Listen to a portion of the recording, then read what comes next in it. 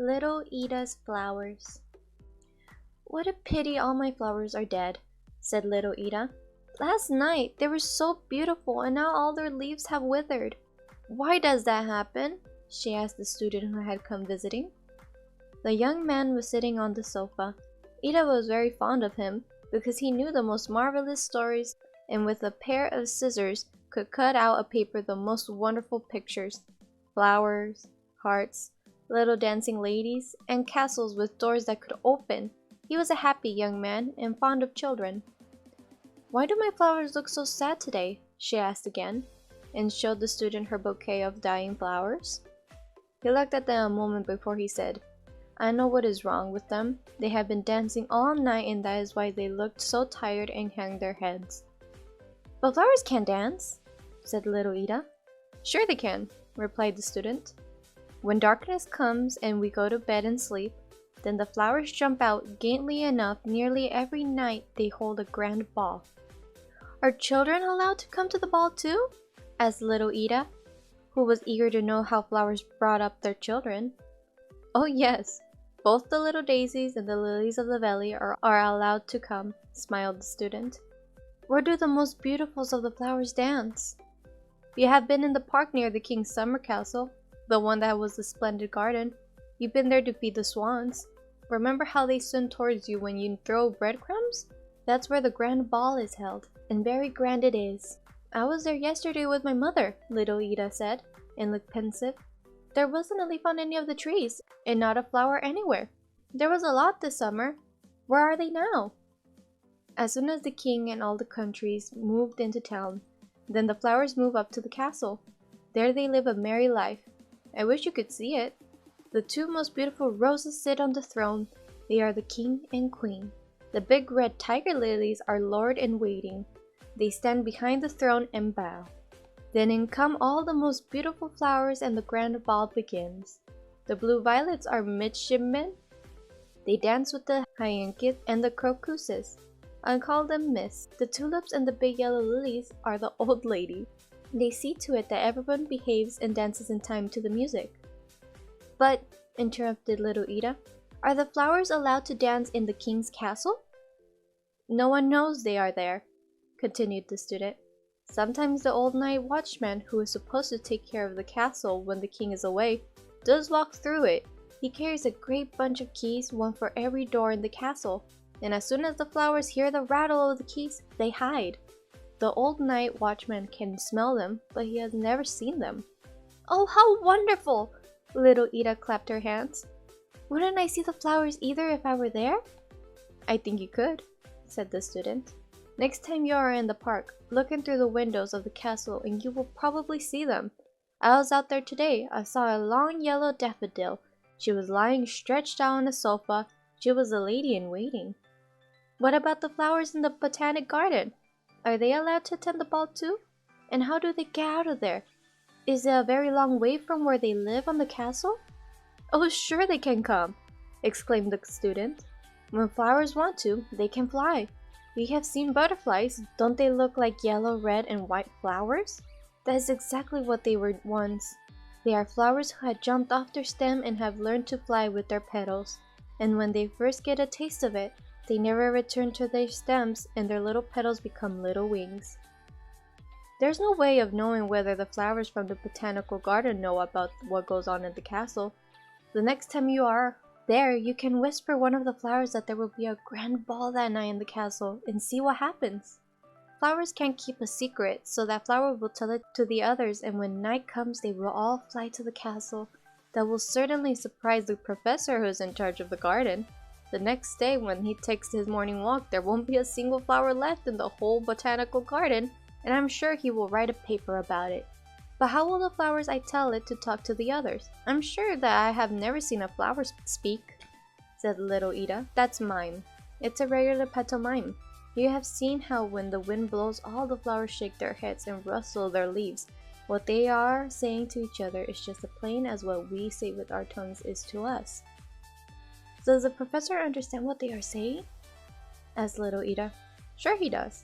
One morning when he came into the garden, he saw a large needle rustle its leaves at a carnation. It was saying, "You are so beautiful that I love you." But that kind of talk the professor doesn't like, so he hit the needle across the fingers, that is, its sleeves.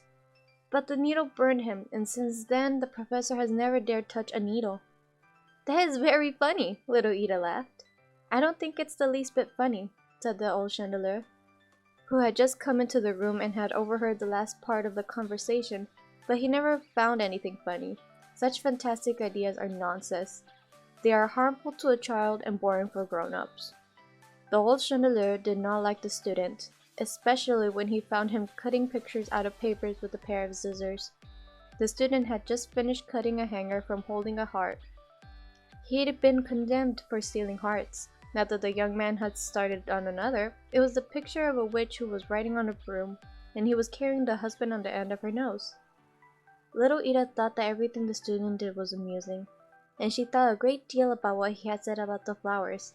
My flowers are tired from dancing, she thought, and carried her bouquet over to the little table in which her playthings were. She had a whole drawer full of toys too, and even a doll that lay its own bed. The doll's name was Sophie. Little Ida picked her up and explained, "Please be a good doll and sleep in the drawer tonight. The flowers are sick and have to sleep in your bed, so they can get well." The doll didn't answer. She was angry because someone else was to sleep in her bed. Little Ida put the flowers in the bed and pulled the covers up around them. She promised them that if they would be good and lie still, she would make them a cup of tea. "You will be well enough to be up and around tomorrow morning," she added.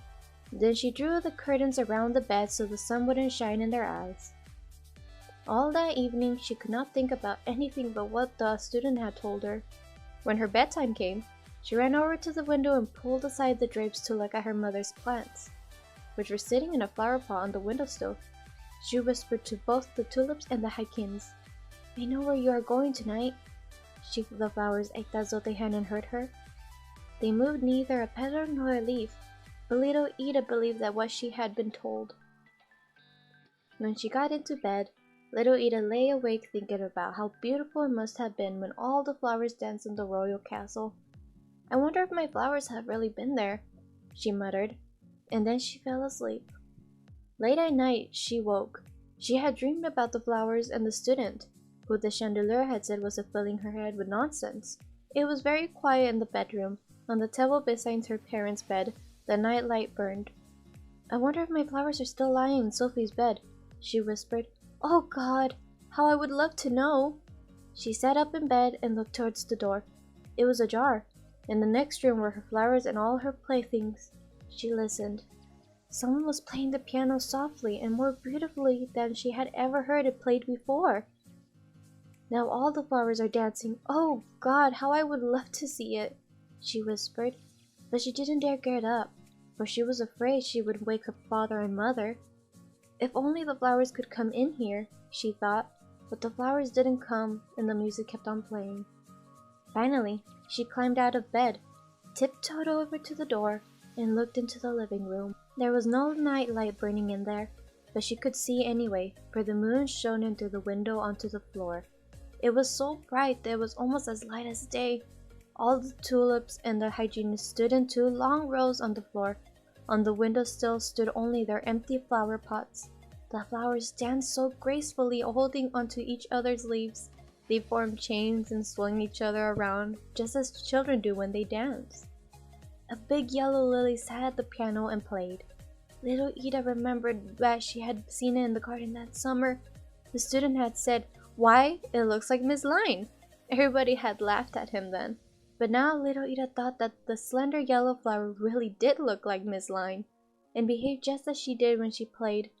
There the flower was, turning its yellow face from side to side and nodding its tongue to the music. None of the flowers noticed little Ida. Suddenly a big blue crocus jumped up onto the table where her playthings were, went right over to the doll's bed, and drew the curtains.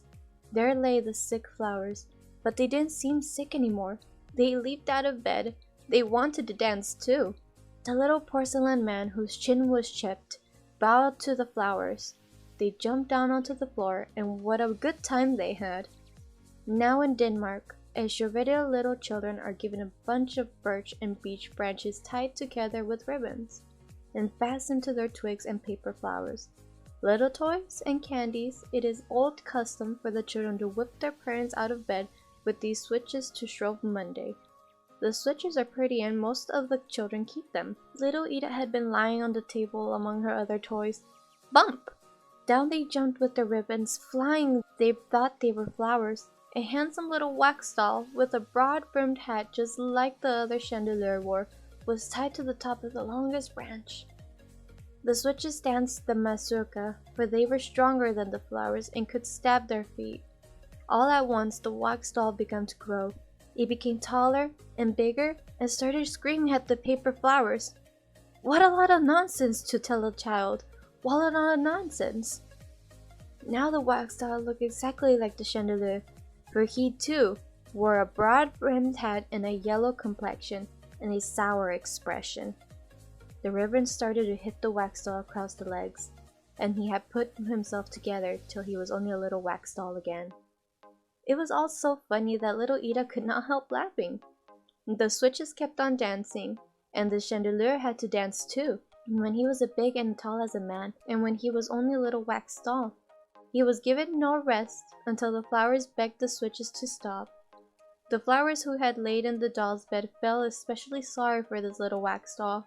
As soon as the switches stopped dancing, there came a knocking from the drawer where the doll Sophie lay. The little porcelain man went carefully to the edge of the table, leaned over to the side of it, and pulled the drawer open as much as he could, which wasn't very much. Sophie stuck out her head. "I see there is a ball. Why hasn't anyone told me about it?" "Would you like to dance with me?" asked the porcelain man. "Pooh! You are chipped!" said Sophie, and sat down on the edge of the drawer, with her back to the poor little porcelain man. She thought that one of the flowers would come and ask her to dance, but none of them did. The porcelain man danced by himself, and he didn't dance badly at all. Since none of the flowers seemed to notice her, Sophie jumped down upon the floor. She landed with a crash, and all the flowers came running over to ask her whether she had hurt herself. The flowers who had laid in the bed were especially considered, but Sophie hadn't hurt herself. Little Ida's flowers thanked her for having been allowed to sleep in her bed, and they told her that they loved her. Then they took her out to the middle of the floor, where there was a great splash of moonlight, and danced with her. All of the other flowers made a circle around them, and Sophie was so happy that she told the flowers they could keep her bed, even though she didn't like sleeping in the drawer. "Thank you," the flowers replied. "It is most kind of you, but our life is short. Tomorrow we shall be dead. Tell little Ida to bury us out in the garden, where the canary is buried. The next year we shall come to life again, and be even more beautiful than we are now." "You mustn't die!" cried the doll, and kissed the flowers. At that moment the door of the dining room opened and the most beautiful flowers came dancing in.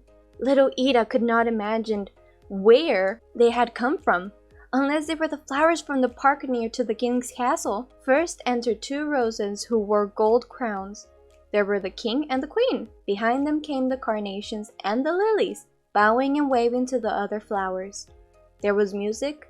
Big poppies and peonies blew on the pods of sweet peas with such vigor that their faces were red.